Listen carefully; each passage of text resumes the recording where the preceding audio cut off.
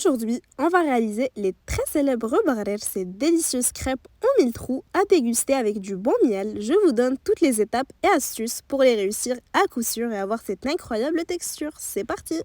Cette recette ne demande vraiment pas beaucoup d'ingrédients, donc on n'aura qu'à tout mélanger dans un bol.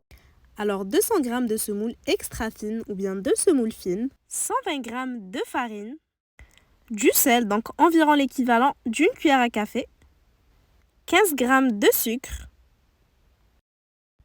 10 g de levure chimique.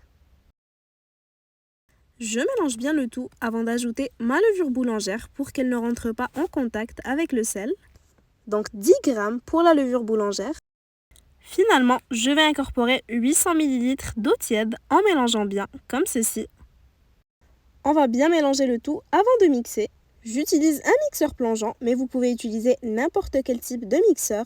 Premièrement, ça va servir à éliminer les grumeaux. Et deuxièmement, ça va nous aider à former les fameuses bulles qu'on retrouve dans le barrer. Je vous laisse regarder. Donc on va bien mixer pendant environ 5 minutes jusqu'à voir les petites bulles apparaître et obtenir une pâte bien lisse. On recouvre de film alimentaire, puis on va laisser reposer 10 petites minutes à température ambiante. Après 10 minutes de repos, je vais bien chauffer ma poêle sur feu moyen. Une fois que la poêle est bien chaude, on va pouvoir y disposer une louche de pâte. Donc on a obtenu une pâte ni trop épaisse ni trop liquide. Les petits trous commenceront directement à se former grâce à la levure.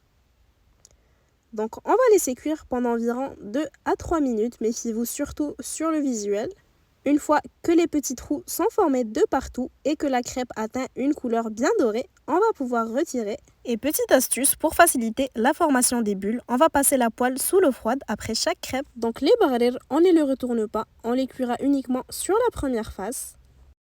Je répète cette étape jusqu'à épuisement de ma pâte. Donc ces ingrédients m'ont donné au total 12 barrer. N'hésitez pas à les multiplier ou bien à les diviser selon vos besoins. Si cette recette vous plaît, n'hésitez pas à me laisser un petit like pour me le faire savoir et pour m'encourager, ça me fera très plaisir. Et surtout, n'oubliez pas de vous abonner pour ne manquer aucune future recette qui pourrait vous plaire.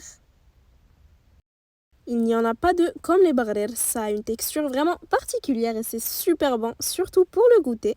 Et si vous voulez optimiser encore plus le résultat, je vous conseille de le déguster avec un mélange de beurre, de miel ainsi que de fleurs d'oranger. Vous allez voir, c'est super bon. D'ailleurs, si vous avez besoin de revoir certains ingrédients, tous les détails sont en description.